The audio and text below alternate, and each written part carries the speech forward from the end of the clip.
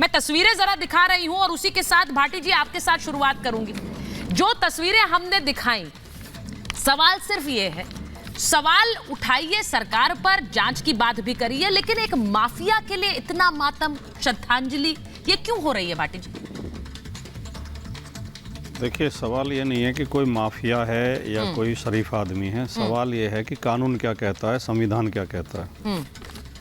कानून का राज ही हमारी सुरक्षा की गारंटी है। हाँ। अगर व्यक्तियों का राज हो जाएगा तो व्यक्तियों को जिनके चेहरे पसंद है, वो कहावत है नहीं, पुरानी कहावत है। हाँ। कि बात है हाथी पाई है, बात है हाथी पाँव। हाँ। जब राजा होते थे तो राजा का मुंह से निकले हुए शब्द ही कानून होते थे। ठीक। कोई संविधान, कानून, कोर्ट या मीडिया तो होता नहीं था। सहमत। जो राजा ने कह दिया हो गया। सहमत। राजा की मर्जी हुई तो हाथी के पैरों तले कुचलवा दिया, और राजा की मर्जी हुई तो हाथी दान में दे दिया।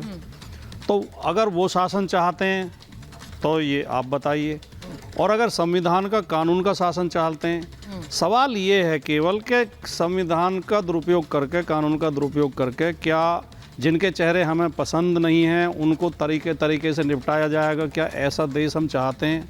ऐसा जंगल राज हम चाहते हैं? और अगर ऐसा होगा तो किसकी सुरक्षा की गारंटी है?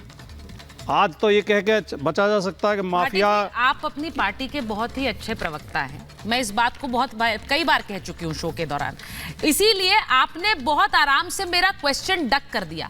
मैं सवाल आपसे ये पूछ रही हूं कि समाजवादी पार्टी अपने एक्स पर पोस्ट करके श्रद्धांजलि दे रही है मुख्तार अंसारी को, ऐसे व्यक्ति को जिसको सियासी संरक्षण मिला, ये हम सब जानते हैं, आप भी जानते हैं, और किस पार्टी ने दिया ये भी आप जानते हैं। लेकिन ये बताइए कि आज माफिया का महिमा मंडन कौन कर रहा है?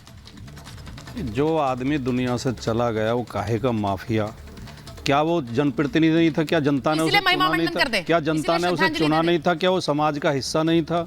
अपराधी था तो उसके लिए कानून है, कोर्ट है, कोर्ट ने सजा दी। नहीं भाटी जी, नहीं, मैं आपसे सहमत नहीं हूं। मैं आपसे सहमत इसलिए नहीं हूं क्योंकि आप किसका महिमा मंडन करते हैं ये आपको सोचना पड़ेगा, आप किसको हीरो बनाते हैं ये आपको सोचना पड़ेगा, इसीलिए ये सवाल उठाया जा रहा है। आज नहीं है तो कोई जश्न नहीं मना रहा है मौत पर मुख्तार के। देश की ये हो गई है कि भारतीय जनता पार्टी जो सत्तारूढ़ पार्टी है, सत्तारूढ़ पार्टी एक बम विस्फोटों की आरोपी आतंकवादी रही महिला को भी संसद में पहुंचा दे तो महिमा मंडन होता है। और जैसे ही उस महिला का इस बार टिकट काट दिया जाता है और वो बीजेपी के खिलाफ बोलती है तो तुरंत उसके पास कोर्ट। आपने कभी अपराधियों को टिकट नहीं दिया? पहले नोटिस। समाजवादी पार्टी ने कभी अपराधियों को टिकट दिया कि नहीं? सवाल तो उठा रही हैं आप। नहीं, उठा रही हूँ ना, उनसे भी पूछती हूँ। आपने न जाने कितनी बार प्रज्ञा ठाकुर का नाम लिए बिना बोला है और मैंने नाम लिया है डिबेट में। मैं आपसे सिर्फ ये कह रही हूँ कि महिमा मंडन करना सियासी पार्टियों को छोड़ना होगा। डॉन, बाहुबली, फिरौती, हत्या का दोषी था सर। सहमत हूँ आपकी बात से। मैं कतई सहमत हूँ आपकी बात से, लेकिन भेदभाव भी छोड़ना होगा। जब भारतीय जनता पार्टी ने एक आतंकी आरोपी को टिकट दिया था तो क्यों इस तरह के सवाल नहीं पूछे गए? तब उसका महिमा मंडन किया जाता है। वो एक जाबाज पुलिस अफसर पर आरोप लगाती है, जो हमारा पुलिस अफसर देश के लिए शहीद हुआ, देश के नागरिकों की रक्षा करते हुए मुठभेड़ में शहीद हुआ, उसे कहते हो मेरे शराब के कारण मरा। और पूरी भारतीय जनता पार्टी उस महिला के पक्ष में खड़ी होती है। एक और महिला को इस बार टिकट दिया गया है जो कहती है कि 2014 में देश आजाद हुआ था, उससे पहले हम गुलाम थे, जो महात्मा गांधी को नहीं मानती, जो गोडसे को देशभक्त बताती है। तो ये जो भेदभाव है दूर करना होगा। दूसरी बात, हम मुख्य बात हम ये कह रहे हैं कि कानून, देखिए कानून की देवी के आंख पे पट्टी क्यों बंधी होती है? क्योंकि ये माना जाता है कि कानून किसी का चेहरा नहीं देखता, कानून केवल फैक्ट देखता है। तो हमें ये भेदभाव छोड़ना पड़ेगा कि जो भारतीय जनता पार्टी को या सरकार को या सत्ता पक्ष को जो लोग पसंद नहीं है उन्हें आप किसी भी तरह मार देंगे और कोई प्रश्न न उठाए।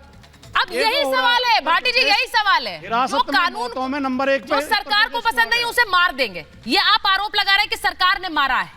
मैं इसी पर आ रही हूँ। उसका परिवार आरोप लगा रहा है, उसने पत्र लिखा, उसने खुद कोर्ट को बयान दिया कि मुझे स्लो पॉइजन दिया जा रहा है। नहीं वो ठीक है, वो उसकी भी बात हुई है। मैं एक बार जरा अवनीश जी आपके जा रही हूँ, पहले मैं डीजीपी सर के पास जा रही हूँ एक बार, और शक्ति जी आपके पास उसके बाद आ रही हूँ। मुझे जरा बताइए डीजीपी सर, मैं आपसे पूछ रही हूँ, ये इस देश के लिए घातक है कि हम अपराधियों का महिमा मंडन करें? आज जिस तरह के शोक संदेश आ रहे हैं मुख्तार अंसारी के लिए, मैं बार बार ये कह रही हूं, किसी की भी मौत जश्न का विषय नहीं होती है, लेकिन मौत पर महिमा मंडन आप किसका करेंगे आपको सोचना होगा। कौन था मुख्तार अंसारी? आपसे बेहतर कोई नहीं बता सकता। सुचरिता जी, Shri Mukhtar Ansari ji IS 192 interstate gang के मुखिया थे, जिसके ऊपर 66 मुकदमे जघन्य थे और जिसमें 5 में उनको सजा मिल चुकी थी। जिस तरीके के हत्याकांड, नंद किशोर रूंगटा हत्याकांड, इसके अलावा कृष्णानंद राय हत्याकांड, उसमें ये बिल्कुल वांछित थे और उनके जो 5 की सजा हुई, बाकी के तो जो चल रहे थे मामले, इनके आपराधिक साम्राज्य पूर्वी उत्तर प्रदेश से पंजाब तक फैला हुआ था। रॉकी डिक्की हथियारों की जानकारी और जो इनके हथियार थे 375 मैग्नम, कोल्ट कोबरा और G3, जिसका नाम लिया गया कृष्णानंद राय के हत्याकांड में। 600 गोलियां चली, 67 कृष्णानंद राय की लाश निकली गई। और श्री मुख्तार अंसारी जी के प्रति जो सम्मान और ये संवेदना प्रकट की जा रही है, अरे जिनसे की जा रही, मैं उनसे पूछना चाहूंगा, अरे उसके आपराधिक इतिहास के ऊपर कभी गौर किया था? जिसकी इसने हत्या की थी और जिनको गंगा जी में ढकेल दिया था मारने से पहले, उनके बारे में भी कभी एक बार सोच लिया होता?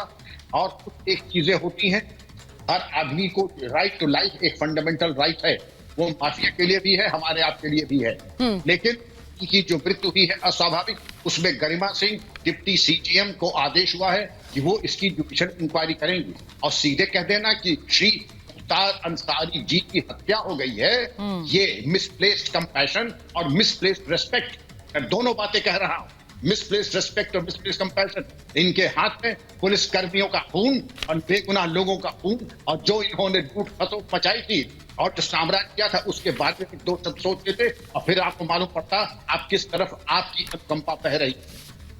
आपने जो बोला है, जो गुजर चुका है, हाँ, उसके मिसप्लेस्ड कंपैशन और मिसप्लेस्ड रिस्पेक्ट, सर यही सवाल है, सबसे बड़ा सवाल यही है। शक्ति जी, आपके पास आते हुए, क्योंकि आपके नेता भी वही कर रहे हैं, श्रद्धांजलि दे रहे हैं और ये भी कह रहे हैं कि दिवंगत आत्मा को शांति, शोकाकुल परिजनों को दुख सहने की शक्ति प्रदान करें। मेरा इस पर सवाल नहीं है, मेरा सवाल फिर वही है कि आप किसके लिए ये कह रहे हैं, आपको सोचना पड़ेगा। उन्होंने कहा मिसप्लेस्ड रिस्पेक्ट।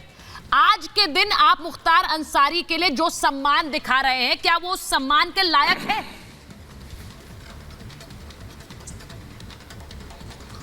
सुचरिता जी, 2 पक्ष यहाँ पर साफ दिखता है। एक पक्ष है कानूनी पक्ष, हाँ, तो कानून अपना काम करता है। कोई भी व्यक्ति जो जगत में है, जिस रूप में है, कानून अपना काम करता है। एक पक्ष है संवेदना का। जब आदमी दुनिया को छोड़ देता है तो मृत आत्मा के प्रति एक संवेदना होता है कि भाई जो गए उनको भगवान कम से कम मुकाम पर रखे। ये लोग कहते हैं और संवेदना प्रकट करते हैं। ये सत्य है कि वो एक जनप्रतिनिधि थे, पर दूसरा पक्ष ये है कि उनके ऊपर जो आरोप थे, उन सभी आरोपों पर अपना कानूनी जो प्रक्रियाएं थी वो चल रही थी। इस पर कहीं कोई विवाद नहीं है। सवाल ये उठता है कि जिस तरह के भाव प्रकट किए जा रहे हैं, मैं ये नहीं कहता किसी अपराधी के महिमा मंडन की कोई बात आ रही है। एक मृत जो एक पक्ष है जो था वो चला गया, दूसरा पक्ष है उसकी आत्मा। उसके प्रति अगर किसी की संवेदना है तो मैं समझता हूँ कि दुनिया के इतिहास में किसी ऐसे शख्स का नाम बताइए जो व्यक्ति दुनिया छोड़ देता है, उसके प्रति कोई और अलग भाव होता है, तो उसकी व्याख्या कोई करके बताए। ठीक है, DGP बोल रहे हैं, दैट टाइम अगर थे DGP तो उनकी क्या भूमिकाएं थी, किस रूप में उन्होंने पीपुल डोमेन में अपनी बातें रखी थी, मैं नहीं जानता। पर इतनी बात तो स्पष्ट है कि जो भी अगर है तो उस पर तो अपनी कानून काम कर ही रहा था ना, 19 साल से जेल में था। लेकिन एक पक्ष है उसके राइट का।